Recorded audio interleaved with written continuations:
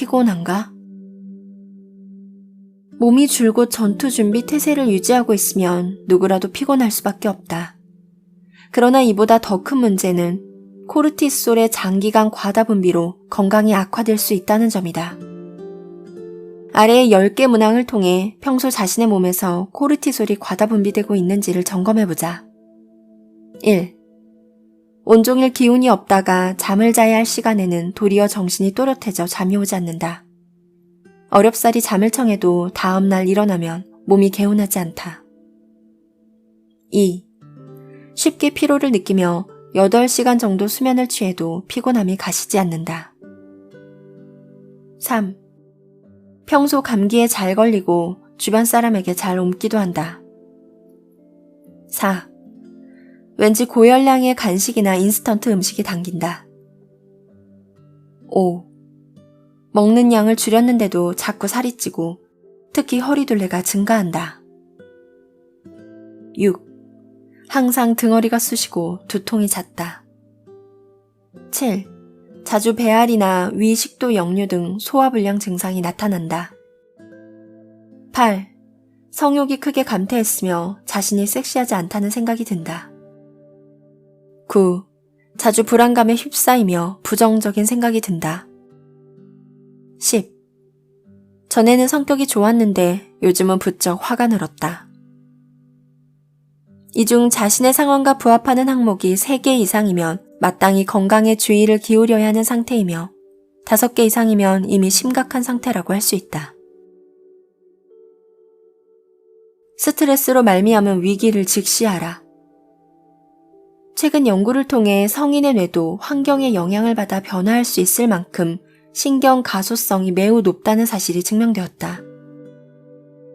장기적으로 코르티솔이 쌓이면 대뇌 측두엽에 있는 해마가 위축될 수 있다는 일련의 연구 결과는 의학계에 충격을 안겨주기도 했다. 참고로 해마는 학습과 기억, 감정 조절에 중요한 역할을 한다. 코르티솔은 우리의 두뇌에서 의사결정, 계획, 이성적 통제 등을 담당하며 자율성의 중심이라고 불리는 전전두엽 피지를 줄어들게 만든다. 이와 동시에 편도체의 크기를 키우는데 편도체는 지극히 감상적인 기억을 저장하고 감정 반응을 주도하는 기능을 한다.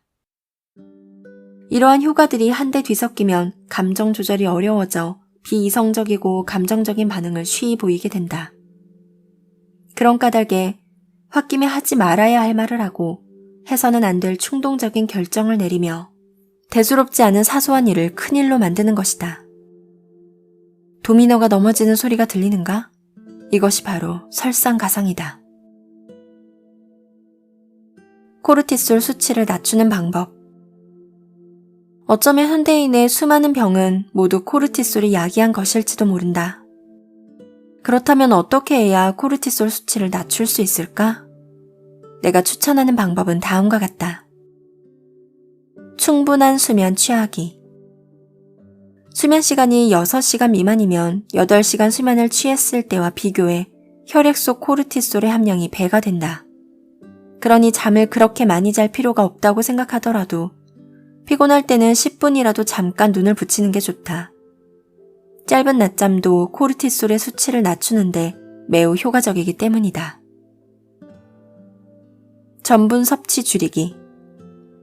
전분을 많이 섭취하면 혈당이 급상승해 몸에 부담이 되는데 스트레스가 클 때면 유독 폭음과 폭식을 하게 되고 특히 달달한 음식이 입에 당긴다. 하지만 코르티솔 수치를 낮추려면 반드시 이러한 충동을 이겨내야 한다.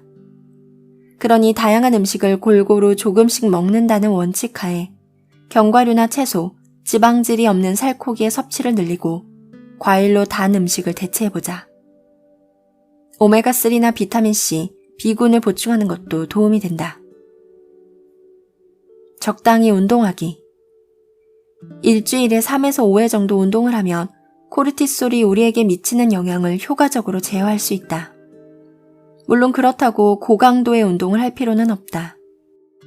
일주일에 한 번 격렬한 운동을 하는 것보다 매일 빠른 걸음으로 10분을 걷는 것이 더 효과적이기 때문이다. 다른 무엇보다도 꾸준히 운동하는 게 중요하다.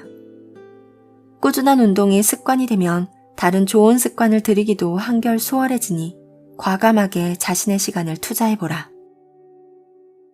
껌 씹기. 실험 결과 스트레스를 받은 상태에서 껌을 씹으니 혈액 속 코르티솔을 12% 남짓 낮출 수 있었다. 이는 저작 운동이 머리의 혈액순환을 촉진했기 때문일 수도 있고, 음식을 먹을 때 즐거움을 느끼는 동물의 특성상 우리의 두뇌가 저작 운동에 음식을 섭취한다고 오인했기 때문일 수도 있다. 스트레스가 쌓일 때는 껌을 씹어보자. 그 효과가 대단하진 않더라도 정말 간단한 방법이니 말이다. 스트레스를 풀어라. 인생을 살면서 누구나 뜻하지 않은 일에 충격을 받기도 하고 갑작스런 상황에 스트레스를 느끼기도 한다.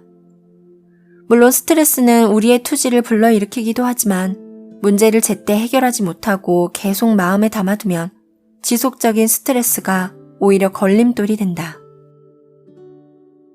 앞선 설명을 통해 모두가 눈치를 챘는지는 모르겠지만 사실 설상가상의 연쇄 효과는 우리 자신의 심신 반응에서 비롯되는 경우가 많다. 다시 말해서 우리는 피해자인 동시에 어쩌면 무의식 중에 도미노를 무너뜨린 장본인일 수도 있다는 뜻이다. 요컨대 엎친 데 덮친 격으로 안 좋은 일들이 연달아 발생하는 것을 막으려면 자신에게 닥친 일과 감정 사이에 거리두기가 꼭 필요하다. 스트레스가 너무 심한 나머지 감정이 주체되지 않는다고 느껴질 때는 잠시 자세를 가다듬고 자리에 앉아 몸의 반응을 관찰하며 아드레날린과 엔도르핀, 코르티솔이 자신의 몸속을 휘젓고 다니는 느낌을 느껴보자. 그런 상황이 편치는 않겠지만 그래도 자신한테 이렇게 말해보는 것이다. 이건 다 호르몬의 농간이야. 호르몬에 내 영혼이 휘둘리게 두어선 안 돼. 몸은 그저 기관에 불과하다는 사실을 인식하고 스트레스를 받았을 때 이 기관이 정상적으로 반응할 수 없음을 이해하면 그 느낌을 받아들이고 나아가 감정을 제어하는 방법을 배울 수 있다. 온몸이 전투 준비 태세에 돌입하면 서둘러 문제를 처리해야겠다는 생각이 들 수 있지만 이럴 때일수록 더 신경 써서 휴식을 취해야 한다. 밥때가 되면 밥을 먹고 잘 때가 되면 자고 쉬이 잠이 오지 않는다 해도 심신을 쉬게 해주어야 한다. 그래야 코르티솔 수치를 낮춰 두뇌를 맑게 하고 일의 효율을 높일 수 있다. 윈스턴 처칠은 날마다 낮잠을 잤는데 제2차 세계대전 당시에도 이러한 습관을 유지했다고 한다. 어떻게 보면 전쟁통에 한가하게 낮잠이라니 라는 생각이 들지도 모른다. 그러나 그의 머리가 맑지 않았다면 어떻게 전략을 짜고 영국 군민을 이끌 수 있었겠는가. 사람들은 끼니를 잘 챙기는 게 무엇보다 중요하다고들 하는데 나는 잠을 자는 일 역시 마찬가지라고 생각한다. 그러니 스트레스가 많을 때는 자기 자신과 주변 사람들에게 잠시 쉬면서 힘을 뺄 수 있는 시간을 주자. 그러면 불필요한 감정 충돌이 벌어지는 것을 피할 수 있을 테니 말이다. 나부터 바꿔라. 최근 나는 애나에게 연락해 설상가상의 일들을 겪었던 그녀의 이야기를 독자들과 나누어도 괜찮겠느냐고 물었다. 그녀는 현재 뉴욕에 귀거 중인데 기분이 많이 좋아진 듯했다. 심지어 예전보다도 더 목소리가 좋았다. 그녀는 과거 아버지와의 관계가 그리 좋지 않았다며 이 역시 그녀의 스트레스 요인 중 하나였다고 털어놓았다. 아버지가 그렇게 일찍 돌아가신 것도 생활의 스트레스와 포금을 하는 습관 때문이었다면서 말이다. 애나는 지난 일에 대한 후회를 무거운 짐으로 삼아 자신의 과거가 미래의 발목을 잡게 될 수는 없다고도 말했다. 그랬다. 그녀는 자기 자신을 줄곧 불행에 시달리게 놔둬서는 안 된다는 사실을 깨달은 것이다. 유산 상속에 대한 소송은 변호사에게 맡기고 그녀는 친척들이 가져다주는 부정적인 에너지로부터 거리를 두었다. 어쨌든 자신 몫의 유산이라면 자신에게 돌아오게 될 테니 말이다. 그녀는 말했다. 모든 일이 일어나는 데에는 나름의 의미가 있다고 생각해. 나도 그렇게 여러 일을 겪으면서 받아들이는 법을 배웠잖아. 때로는 불행에 저항하는 일이 부정적인 에너지를 키우는 것 같아. 오히려 인정하고 받아들이니 마음이 편안해지면서 더 큰 힘으로 무장할 수 있게 되더라. 마음이 단단해진 만큼 웬만해서는 상처도 잘 받지 않게 되고 말이야. 애나는 자기 자신을 변화의 시작으로 삼아 부정적인 감정을 떨치고 설상가상의 고리를 끊어내는데 성공했다. 그러니 당신도 안 좋은 일들이 꼬리에 꼬리를 물어 사면초가에 몰린 듯한 상황이 오거든 숨을 깊게 들이마시며 자기 자신부터 진정시켜보라. 왜? 도미노에서 절대 무너져서는 안 되는 가장 중요한 블록이 바로 당신이기 때문이다.